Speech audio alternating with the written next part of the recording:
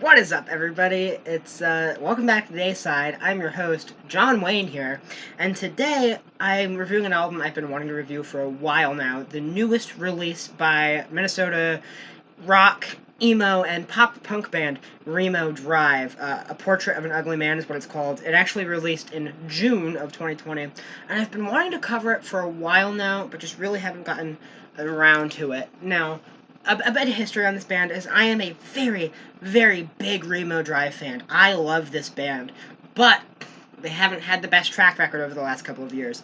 Throughout the early 2010s, they put out some really great EPs like Breathe In Perfume, a split EP with another band that had a song called Heartstrings on it, which is my favorite Remo Drive song, Waiting for the Sun, and just some really great stuff until in 2017 when they put out an album that just broke the scene called Greatest Hits, which is one of my favorite albums of the 2010s decade. At this point, one of my favorite albums of all time.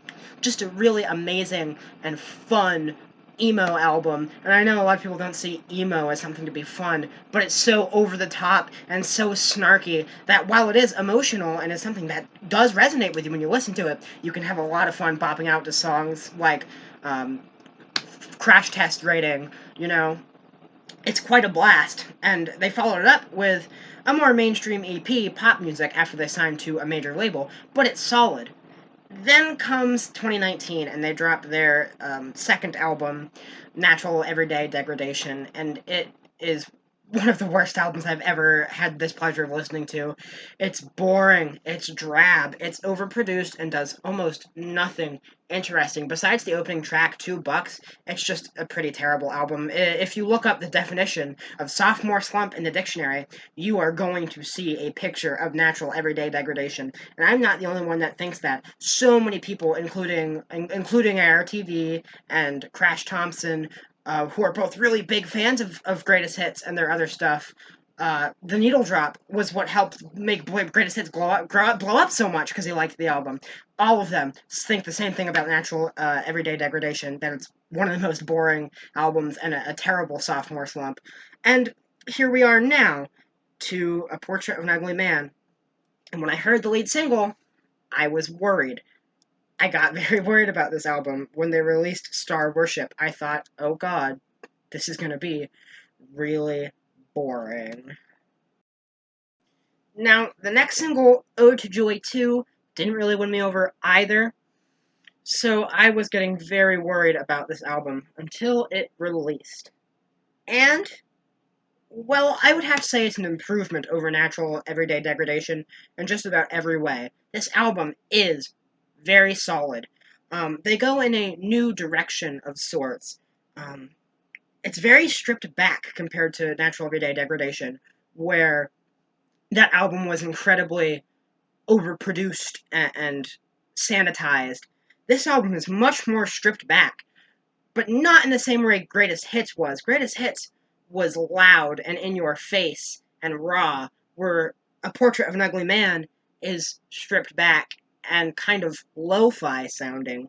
And this kind of lo-fi sound almost kind of gives this album a weird vibe that makes it sound like something you'd hear out of the American Old West, like a cowboy thing.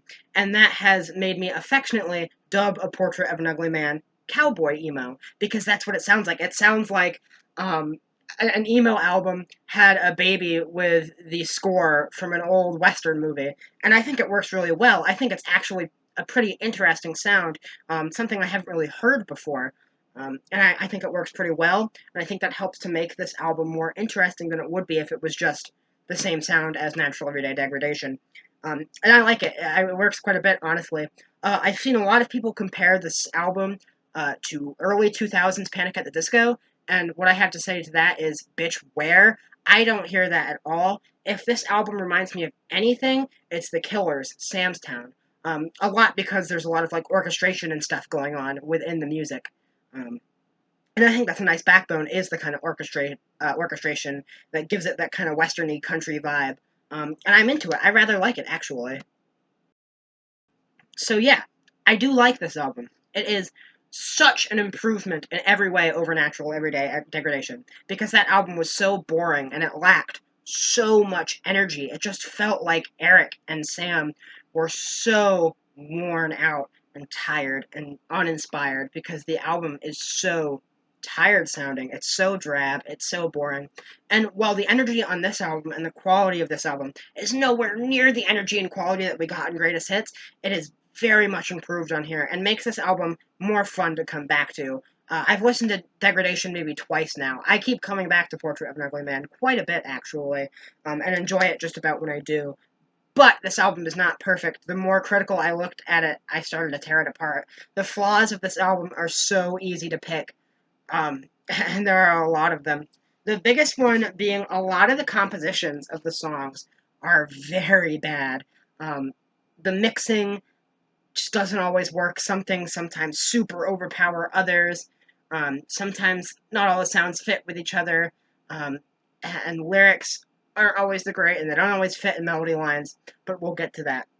Overall, though, I can forgive it because, like I said, this is such an improvement, and it makes me happy to see this band I love doing better. Nowhere near how good they used to be. This isn't a masterpiece by any means, not an album of the year contender, but it is very, very solid. Now I'm going to get into the track list now. Now, the first track is A Guide to Live By, and if you are going into this album and listen to this song for the first time, you might get a little worried. Now, with this album, I don't think there are necessarily any bad songs, but the songs that aren't good are pretty boring, and I think A Guide to Live By is one of those songs. It just kind of meanders by. There's not too much good about it. Um, it's just kind of there, and it's not an amazing song. And it goes into the lead single Star Worship for the second track of the album, which at first I did not like whatsoever, but it has grown on me. On the chorus, the orchestration actually is a really good backbone that kind of holds this song up to be better than it is, and just kind of helps you get into it a little more. It adds a kind of extra layer, and it really saves the song. There's also a really nice tambourine line on the song, and that's cool. I think the little opening guitar licks are kind of nice as well. But a problem with Star Worship and the earlier opening track, A Guide to Live By, is Eric.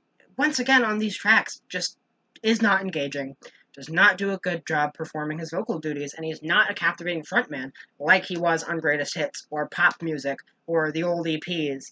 Um, he just sounds bored and tired on these songs, and I really can't get into it. And that's my big problem with this band right now, is Eric is lacking a lot of energy he so desperately needs because something like Greatest Hits, which captivated their entire fan base. The reason people like Remo Drive so much is because Greatest Hits was so good, such an energetic album. All the energy was zapped out of this band. So that's kind of what happens.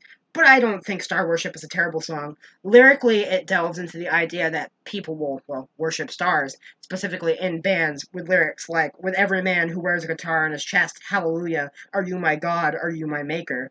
Um, and that's a big problem within a lot of alternative rock scenes, are the stans who will completely worship somebody despite their flaws and think that everything they do is gold and will attack you in droves if you ever talk bad about Senpai Eric Paulson. Um, and I think it's good that he addresses this because so many alternative rock bands, like I said, have this problem. You especially see it with bands like Panic at the Disco or Fall Out Boy or MCR. Even though I do like those bands, the fan bases can be pretty awful a lot of the times. Um, but this album does pick up when we get to the song Dead Man. The end of Star Worship has Stephen Paulson, Eric's brother, the bassist, playing bass on it, and this really nice little bass line at the end of the song, and it's really cool. And I was wishing the first time I listened to it that this was throughout the entire song. And then that bass line bleeds in to the beginning of track 3, Dead Man, starting out with this great bass line. And then these two guitars start this call and response kind of thing, and the guitar tone on these guitars are just so beautiful. And it just sounds really nice on the ear. And Dead Man turns out to be a turning point for this album, where stuff starts to get interesting. You hear some heavier guitars on the choruses after Eric delivers like a line or two, then the heavy guitar kicks in for a little lick before it goes back to the chorus. And I like that part too. And then the chorus is great. There's so much energy, sweet, life giving energy and effort coming from Eric when he belts out, I'm already a dead man. And it's something we haven't heard from this band since like 2017. And it's so refreshing to hear that again. And it gets you engaged. And it's just such a big chorus. And it just works so well for the song. And it makes it a highlight and gets you excited to continue listening to the album when you realize that there is something interesting going on. And then, of course, it also ends with that same call and response guitar I really like. So Dead Man is a very solid track. Energy keeps going to track 4 if I've ever looked too deep in thought, which starts off with this acoustic guitar and these like tambourines and shakers and stuff. And this song is really reminiscent of like the Old West. This probably has the most of that vibe than any other song on the album, especially when the mandolins come in at the beginning of the track. But it creates a great mood, and the Eric, his energy is once again great on this song. As on the choruses, he's going flawlessly from a lower register up to his falsetto, and it sounds great. He's doing such a great job. It's so engaging. It makes you want to listen to the album. Whereas I think he was failing on that before. Very good here. And this song is about pretty much how when there's silence, his mind starts to wander because he's been so conditioned that there's always a TV or music or something. And that at this point, if there is silence, his mind will wander to dark and bad places, and he won't be able to stop thinking if he can't distract himself, which I think a lot of people have been there. You know, I fall asleep listening to Leafy at night, because if not, I won't be able to sleep. I'll toss and turn thinking the entire time, and I know that probably happens to a lot of people too. And that's what Eric talks about on here. And I think the song does a good job. Once again, I think his vocal performance is pretty good. I like the mandolins. I like the shakers and the acoustic guitars. I think the song does a pretty good job. And post-chorus, there's also some really good guitar play, at least post-first chorus. Some really good guitar play, a nice little solo. I'm a fan of it. I like this song quite a bit. And that leads into Song 5, The Ugly Man Sings, which is once again a bit messy from the composition side, but still a pretty decent song, honestly. Now, a big criticism of contemporary Remo Drive is that sometimes Eric thinks his lyrics are a lot smarter than they actually are, and they come off as pretty dumb, and I think this song does have that problem. You're too big for my breast, but too small to pay rent, and I don't want to be your second mother. When you writhe and twist in your spasmodic fits, I feel nothing other than bothered. Thank you, Eric. Very cool. What are you going on about? You sound like an idiot, but it's fine, because I do enjoy the song. I think the pre-chorus is, once again, a little messy, but I don't mind it. It just comes out of nowhere all of a sudden. He's in a low register, but whatever. It works. Then the intensity gets so ramped up on the chorus, where the guitars just come in heavy and really just push forward the song, and you can't help but sing to the chorus as Eric is just, with all his heart, singing, how hard could it really be? How hard could it really be for you to behave for me? And it's a really great chorus. I think it kicks a lot of ass, and it's very engaging, and it's just so fun to sing along with, and it makes you want to get into the music. And it's just a raging chorus. I absolutely love it.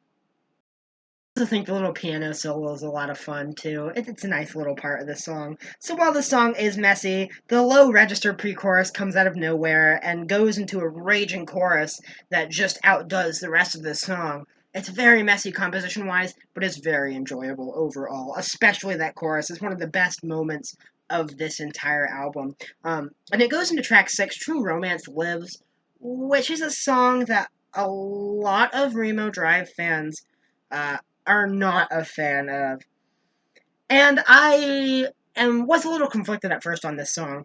A lot of people don't like it, and it is very kind of boomery. It talks about how technology and social media and the era we live in has kind of ruined romance and dating, and how it's made things so much more complicated than it needs to be. And while that's true, it is a little boomery, if I'm going to be honest. And I don't use that term as a meme or because I think I'm cool, like, okay, boomer. No, it's people actually think like this. And it's here.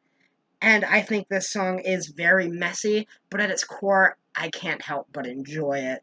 The pre chorus is these beautiful harmonies are on here, and I just really like them. They sound so good. And then the chorus are completely different harmonies where uh, on the between the drinks, entrees, desserts, and that service charge for the pre-chorus has harmonies of just Oz. The chorus has them singing the harmonies, and you've got some really low. You've got Eric on falsetto as well, and it just sounds really nice. But lyrically, once again, Eric thinks he's really smart, but he's not. Verse 2, honey, if you want to make me crumble at your touch, you'll have to dress up like an apple and take me to the genius bars. Ones and zeros are so phallic, and the prices are just wrong. It feels so dirty, I just shivered. Siri, please play Bang the Gong. That's really dumb, and the lyrics of the song are really dumb. But I can't help but enjoy this song because of the harmonies, and especially at the end where Eric just belts Take Me Now, I'm not sure how long we have, is a moment of such sheer intensity and emotion. You know, at this point, Eric really knows, really believes in what he's saying, and he's very passionate about it. And that kind of wins me over on this song entirely, is those last few moments that feel so greatest hits esque, because there's so much energy and so much passion in his voice, and he's just belting at the top of his lungs in a moment of sheer intensity and emotion, and everything hits a crescendo at this point in the music as well, and it wins me over completely. Um, and I think the song is just really good. And I know it's stupid, but I can't help but enjoy it, especially because of that ending part. And then there's a piano outro, and I enjoy it, but it's extremely pretentious. Eric really thinks he just wrote the long lost, OK Computer sequel with this song. And while he didn't, while it's not that good, and while lyrically it's dumb, that ending just saves the song completely for me and melts my heart as a Remo Drive fan, because that's the kind of energy I've been waiting to hear again for 3 years now. And I'm so happy this band is doing better. And I think it's a testament to the talent this band really has, the fact that Eric can have a moment so amazing in the middle of this album. Road to Joy 2 is a song I didn't like at first when it was released as the second single, and there's not much to say about it, but I do enjoy it now. It's grown on me. It works in the context of the album. It's about going to the bar and getting hammered, and how just constantly getting drunk and hammered is kind of a waste of your life. I think he writes about it um, pretty good, especially on verse 2, where he talks about your makeup. He refers to like drinking alcohol as like a makeout session, and how when one ends, another's going to begin. But the second time around, it's as bile kisses your inner lips. So pretty much, you drink so much to the point where you throw up, and I think that's just a little creative, neat way to do it, comparing it to a makeout, how your first makeout, and then the second one is like it's throwing up. It's not like extremely clever, but it's nice enough. The chorus is okay.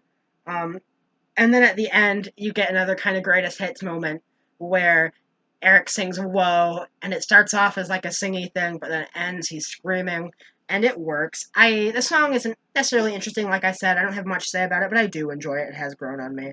The Night I Kidnapped Remo Drive, on the other hand, is a pretty boring song.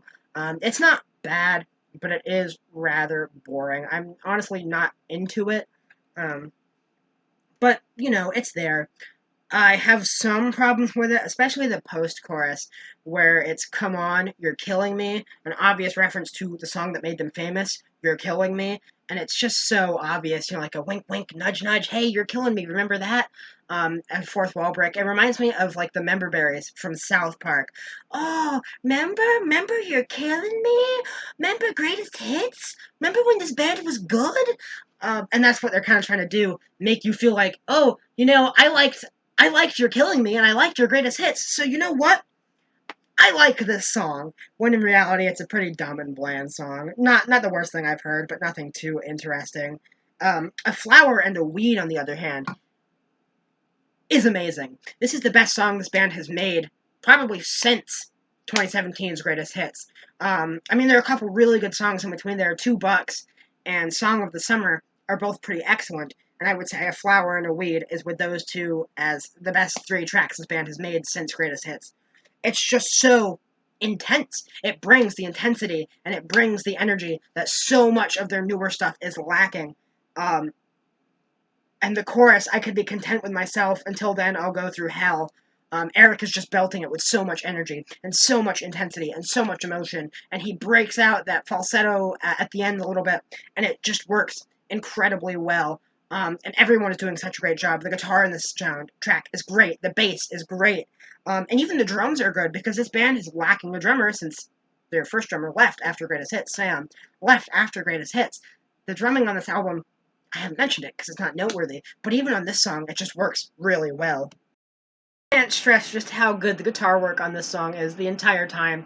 It paired with Eric actually giving a shit about what he's singing just creates just such a good song. And part of me absolutely adores it, but the other part of me is so sad because this is what we could be getting. We could have had an entire album full of songs like A Flower and a Weed, but instead we got songs like Ode to Joy 2 or I Kidnapped Remo Drive. And it does get a little disappointing, but A Flower and a Weed is genuinely one of the best songs this band has made in a long time, and I'm a very big fan of it. It'll probably be end of the year a top 10 song for me. I really vibe with it. Like I said, the guitar work is so good. Eric does such a good job. It's so intense, and I'm here for it. And the closing song, Easy as That, is pretty good too. It's once again nothing too special, but I Just Lie to Myself is the chorus. Um, and it has that kind of country vibe as well because it's got the kind of acoustic-y guitars, and it's got the it's just as easy as that. It's like really low, like a cowboy man. It's just as easy as that, and it goes. I like it. It's pretty good. And paired with that, the falsetto on the chorus itself, it's just a fun, not even fun. It's just a nice little song. Whereas A Flower and a Weed was super intense and probably the fastest song on the album, the most intense song on the album, the most real emotion. And it's a rush of a song to close as something a little more laid back and sweeter like this song. Um, it works. It's a pretty good closer and a pretty good companion piece to A Flower and a Weed. Um, but outside of the album's context, I don't know if I would ever listen to it. And that's another big problem. Is there a couple songs like A Flower and a Weed and Dead Man, if I ever look too deep in thought, and even for my problems with it and the parts like, don't you think the new model looks so awesome? It could be only mine for $1,000 on True Romance of the Century, where no,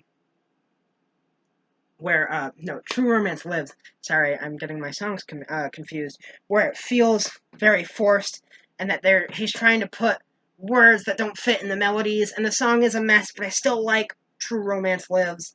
I'd even come back to that song, but a lot of these songs I would just never come back to um, on their own and would only work inside the context of the album, like Star Worship and um, Easy as That.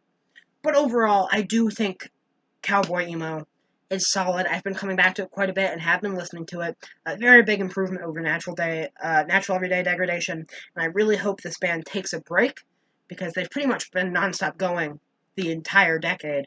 2017 was when they dropped Greatest Hits and blew up. And in 2018, they signed to a major label, put out pop music. 2019, they put out Natural Everyday Degradation. 2020, they put out A Portrait of an Ugly Man. So I hope this band sits back, takes a break, takes a breather, takes a couple of years, and crafts something really good. And I think this band has a lot of talent. And if they take their time and maybe Eric learns to write a little better and really invest himself in music and take a couple of years, I think this band could make another album easily just as good as Greatest Hits. But that being said, I do enjoy this album. I have been coming back to it. I'm feeling a 7 out of 10 on A Portrait of an Ugly Man. What do you guys think about this album? Let me know, because I haven't heard much about it. Not many people have been talking about it because Natural Everyday Degradation crashed and burned so bad. A lot of people stopped caring about Remo Drive, and the two singles to come out at the beginning didn't do too well. They should have really released A Flower and a Weed as the lead single, which it was the third single off the album, but by then a lot of people already didn't care. That should have been the lead single. It really could have probably gotten people invested, but then again, it might have promised something this album couldn't have brought. Anyway, though, I'm feeling a 7 out of 10. I think it's solid. I've been coming back to it. I've been your host, Riley. This has been the A side. I want to review the new Blink song coming out tomorrow, and I'm just feeling very motivated to be making videos again. I've got a lot of albums I want to cover, maybe the new Taylor Swift. I want to do Amo by Bring Me the Horizon. I'm really enjoying the new Neck Deep and Oliver Tree albums. I want to focus more on 2020 albums as well. That's why I'm doing this now. And kind of throw some more throwbacks in there because there are so many albums I want to talk about. I have so many opinions. Um, and so many things I want to talk about. So please stay tuned, subscribe, share with your friends. I'm going to be here for a while, and you're not getting rid of me. So, that being said, I'll see you all next time.